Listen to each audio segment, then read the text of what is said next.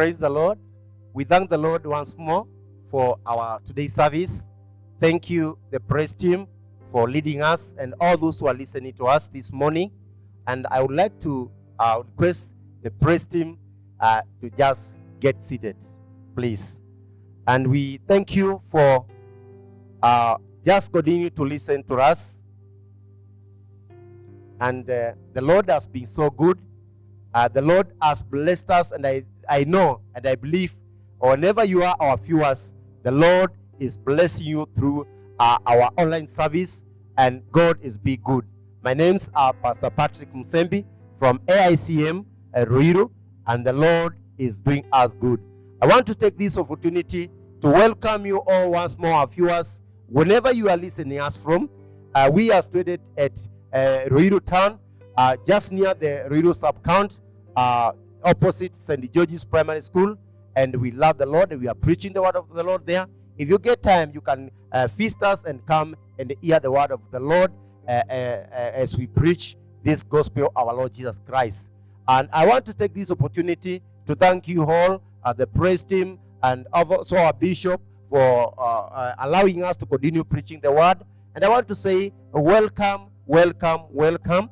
And without much ado, I want to welcome our bishop, who is our spiritual leader, to come and bring the word of God to you and me who is listening today. And I believe the word of God is going to change you, and it's going to do you good. May God bless you. May God do you good. Amen. Hello, viewers, church members. This morning, I greet you in Jesus' name. How are you? Praise the name of the Lord.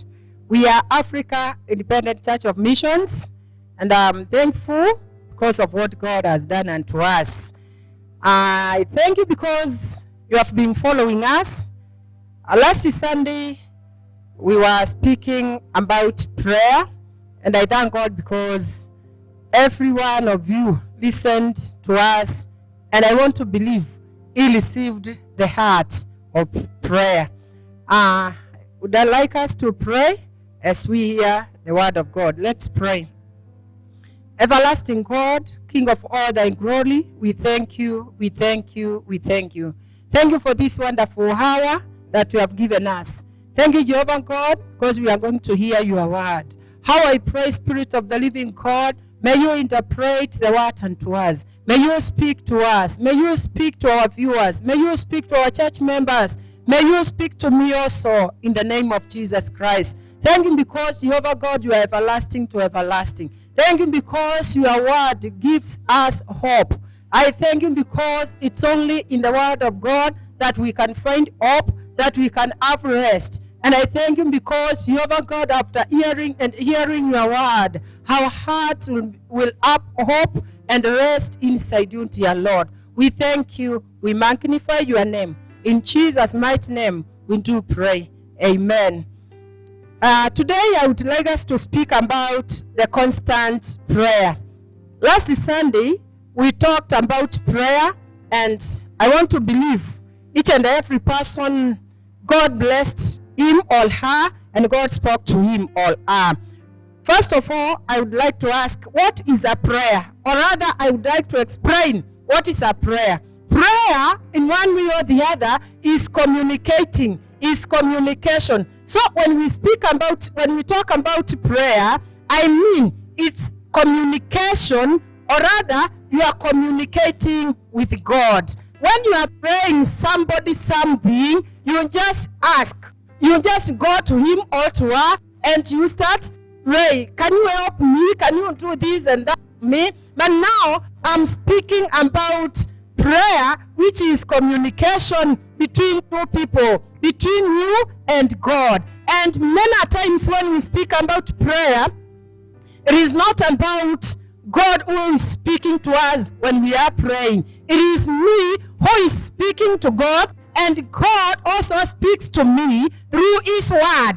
I just go before God. I tell God my heart desires. I speak to God. I tell God all what I want, all what I'm believing. All these things I tell my Father. And that is why I'm saying praying is communication. When when I speak to him through prayer, God speaks to me through his Holy Spirit. God speaks to me through his word. When I read the word, God is speaking to me. When I listen the power and the words of the Holy Spirit, God is speaking to me. But God cannot speak the way we speak to him. Hallelujah. When we go before God, we go and start praying, Lord God, we thank you. Lord God, we worship you. Lord God, while listening to us. But when God is speaking to us, he is speaking to us through Holy Spirit.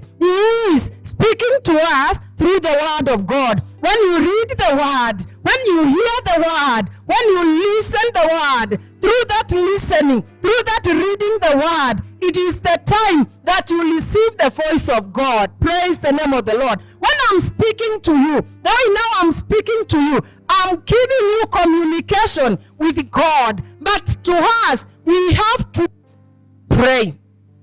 Asking God, thanking God, requesting God, and after doing that, we just listen, we just relax and wait God to speak to us. That is what is called prayer. Hallelujah. So today, I'm going to speak about a prayer of consistent prayer. Maombi ya kushikilia, ya kukatalia, ya kushikilia, constant prayer. Hallelujah. When I look in the word of God, in the book of Acts chapter 12, this time, the church had a big problem in the whole world. Kama vile tumekuwa kutoka mwaka huu mwezi wa 3 ama mwezi wa 2 mwezi wa Januari, kanisa imekuwa katika mikono ya pepo ambao ilijiita COVID-19. Ilijiita, kwangu niliona, kwangu nimeifuatilia, nimeona hii roho ni Antichrist, ni roho ya mpinga Masihi, ni roho ambayo ilipingana na kanisa, na sio kanisa ya Kenya, ni kanisa ya ulimwengu mzima. Because we are friends, we are people ambao wako abroad. They could call us, they could tell us, not even to them, their churches are shut. Why? Ni kwa sababu tulipigana na Antichrist mwenyewe. Tulikuwa tunapigana, na hii si mara ya kwanza. Tunapoangalia Acts chapter 12, from verse 1 to verse 3, tunamuona mtu ambaye anaitwa Herodi. Herodi alipingana na kanisa sana. Alipingana na wanafunzi wa Yesu Kristo kiwango ya kwamba ukiangalia mstari wa 2, Biblia inasema, let me start from verse 1. Now about that time, Herod the king stretched forth his hands to fetch certain of the church. Verse 2. And he killed James, the brother of John, with the sword. Verse 3. And because he saw 8 priests, the Jews, he proceeded further to take Peter also. Then were the days of unleavened bread. Bwana asifiwe. When we look at the word of God, this time, kanisa ilikuwa imeinuka sana. Kwa sababu roho wa Mungu alikuwa, ukiangalia kitabu cha Acts of the Apostles chapter 2, roho wa Mungu alikuwa ameachiliwa, amekuja, amejaa mitume. Unapoangalia chapter 3, Petro kwa sababu amejawa na roho wa Mungu, anaenda tu masaa yake ya kuomba, anaenda hata aombi. Ile power ilikuwa ndani yake inaweza kuinua kiwete, inaweza kuongelesha kiwete na kuamuka na kuenda. Na wakati huu, kumbe Herodi, another Antichrist, ilikuwa imekasirika sana. Na due to that, akamshika mtu anaitwa John, brother to James. Biblia inasema he killed him with a sword. Akajua, I've done with this disciple.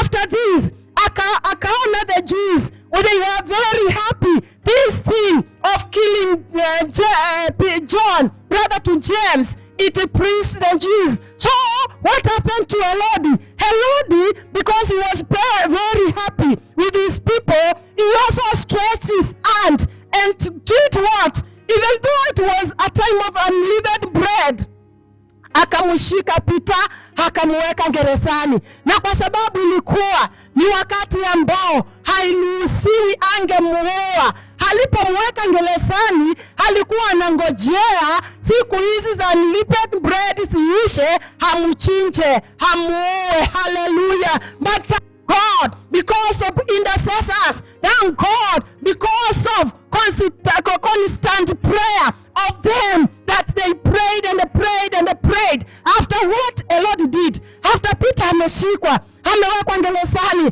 kanisa iliumia, kanisa ilihangaika, kanisa ikasema no, wameoa James, wameoa Peter, now they want to kill disciple Peter. No. And what the church did, walijiita kamkutano, na hata wakajikia mahali hawakutaka kujua vile kutaenda, na they prayed and they prayed and they prayed and they prayed. Hallelujah. I have come to tell you, wakati ambao Wakristo tumenaswa, Mkristo umenaswa, you need constant prayer. Na not only constant prayer, ni kwa sababu wapendwa, let me tell you, watu wengi wamejipanga hati na maombi yao wenyewe, wanajipanga na kuomba wao wenyewe. Hallelujah. Hati mimi sitaki mambo yangu, sitaki nini.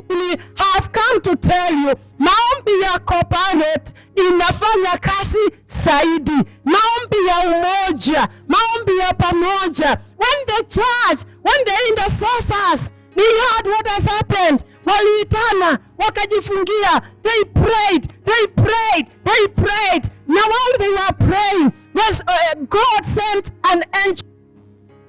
And when the angel came, he went, hallelujah, where Peter alikuwa amefungiwa. Praise the name of the Lord. Malaika na Mungu ni nani? Wapendwa, Mungu wetu ni Mungu. Mungu wetu is more powerful than anything else. Hallelujah. Hakatuna malaika. Malaika hahitaji milango ifunguliwe. Malaika hahitaji madirisha. Malaika hahitaji mabati. Hallelujah. God sent an angel. Wakati ule Peter naye amelala, amefunganishwa. Na ujue Peter, kwa sababu kumbe sisi wa Kristo ni threat kwa ulimwengu mzima. Unajua ukisoma ni maandiko ati Peter alikuwa amezingirwa. Mtu anaitwa Herod alipewa 4 squads of policemen, wale ambao pande waine hati kuinda tukamutu kamoja. Hallelujah. I thank God when I read this word. I'm happy. Ati kamutu kamoja kanapewa ma 4 squads ya kuwalinda. Ni kwa sababu gani? Tuko na Mungu mkubwa. Na hata wakiwa wote hivyo 16 of them, when the angel of the Lord came, hallelujah, what happened? Alitoa nyororo, akatoa kila kitu. Biblia inasema akafungua, akawakashmshika Petro mkono. Kanisa inaendelea na kuomba. Intercessors are praying. Naye Mungu anafanya kazi. Huku tunaomba, God is working. Here we are praying. The other side, God is working. Praise the name of the Lord. Power of constant prayer. Power of constant prayer. What happened? The angel of the Lord akashika Peter mkono, wakatembea. Gate ya kwanza ikafunguka. Hallelujah.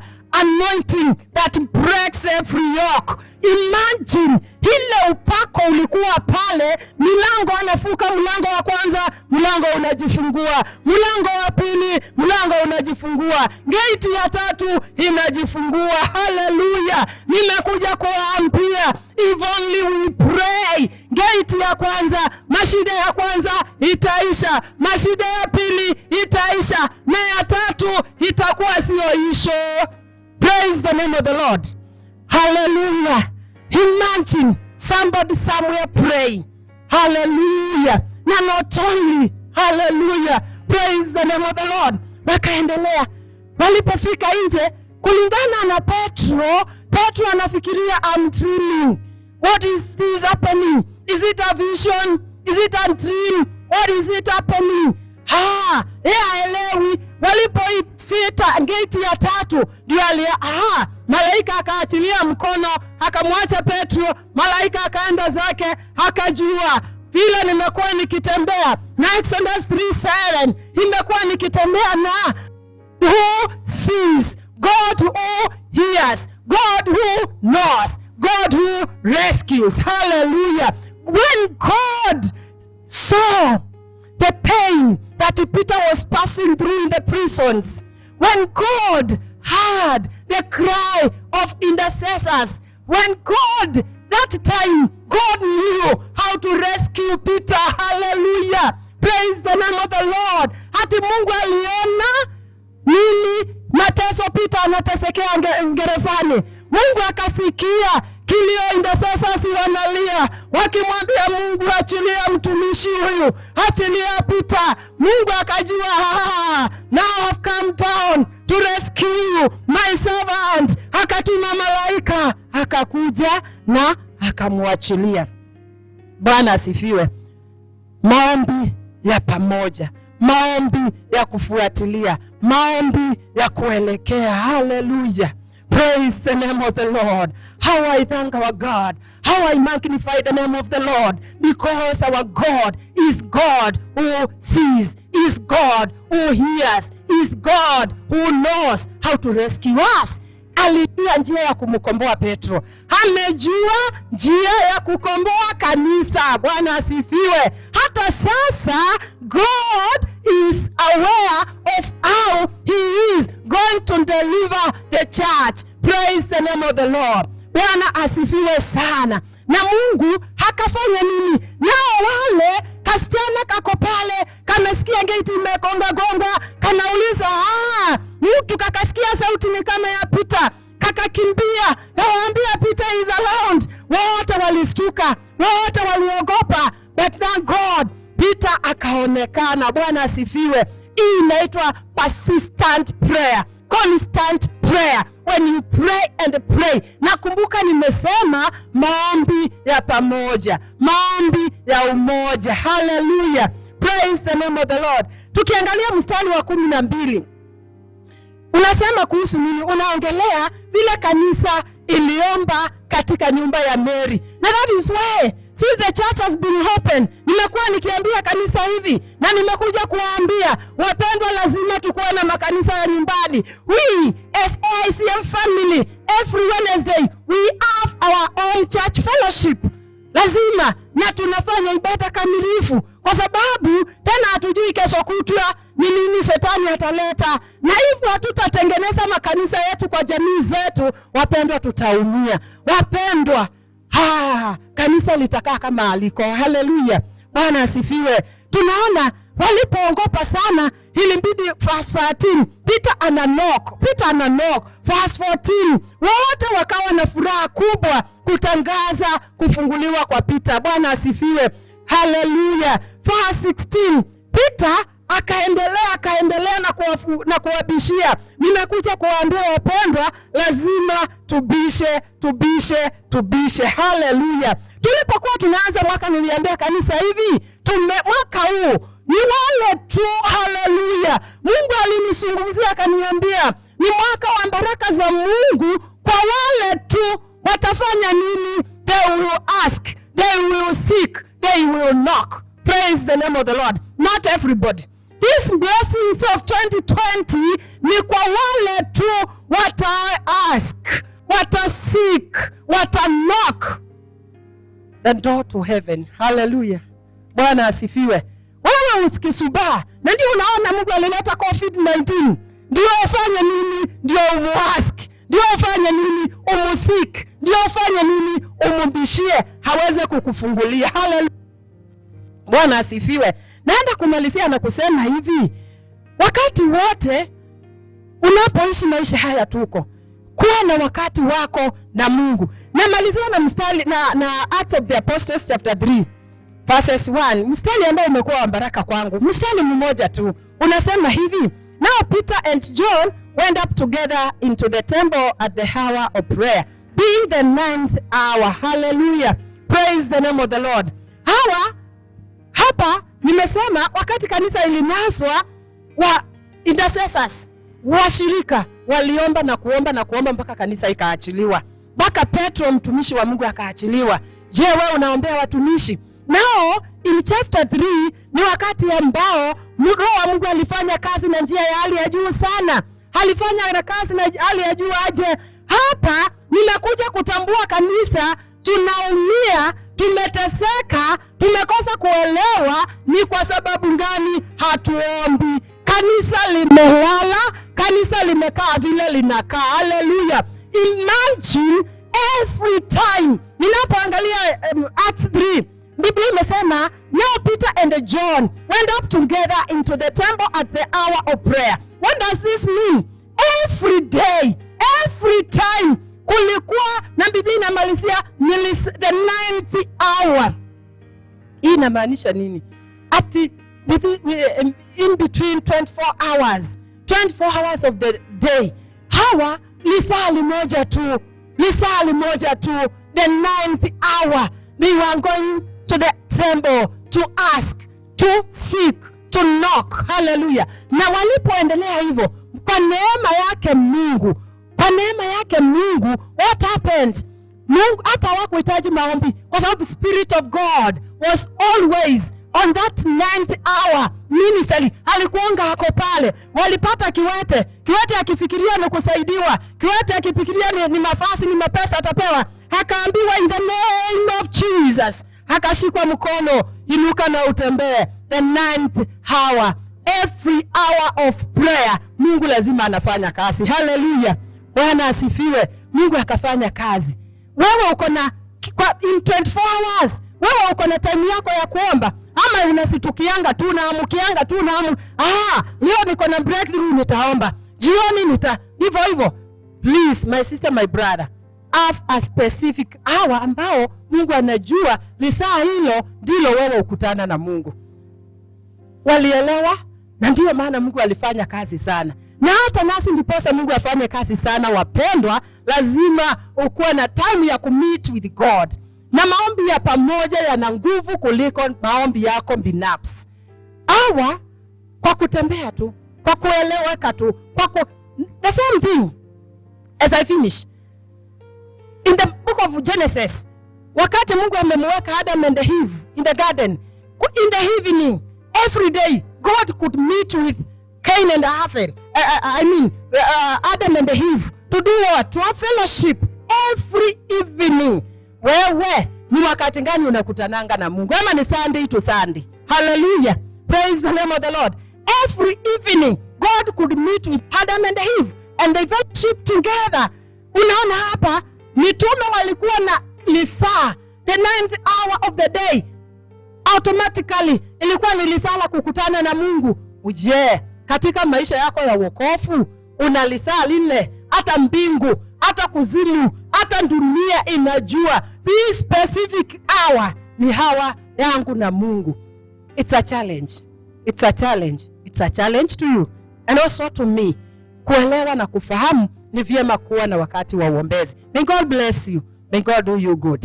Tukutane Sunday ijayo kwa neema ya Mungu. Mtufuatilie na ni vizuri kuendelea na kusikiza. Tuko hapa Ruiru Town opposite sub-count za Kiambu Ruiru offices, na ukifika pale kwa sababu kanisa imefunguliwa utatupata every Sunday kuanzia saa 4. Tutaambudu pamoja, tutaomba pamoja na Mungu atawabariki. Tuombe. Everlasting God, King of all thy glory, we are thankful, we are grateful. Thank you because of the time that you have given us to hear your word. How I pray the spirit of intercessory may enter unto us. How I pray, Jehovah God, that you help us, that you lead us, that Jehovah God, you may pour Holy Spirit to give us the spirit of constant prayer, day and night, every time, Abba Father. How I thank you, I worship you. Naombea huyu ambaye ni msikilizaji Bwana, anaweza kuwa anatamani kuwa na uombezi na huyu roho hayuko ndani yake. Namuombea neema, namuombea kujazwa, namuombea kupokea roho wa uombezi katika jina la Yesu Kristo. Naombea kila mmoja ambao amepokea neno lako Bwana, ukamujaza na roho huyu na akaingie na kuomba na kusoma neno lako katika jina lako Yesu Kristo. Umbarikiwa, uinuliwe, utukuke, maana ni katika jina safi la Yesu Kristo tumeomba tukishukuru. Amen. Amen. May God bless you. May God do you good. Shalom.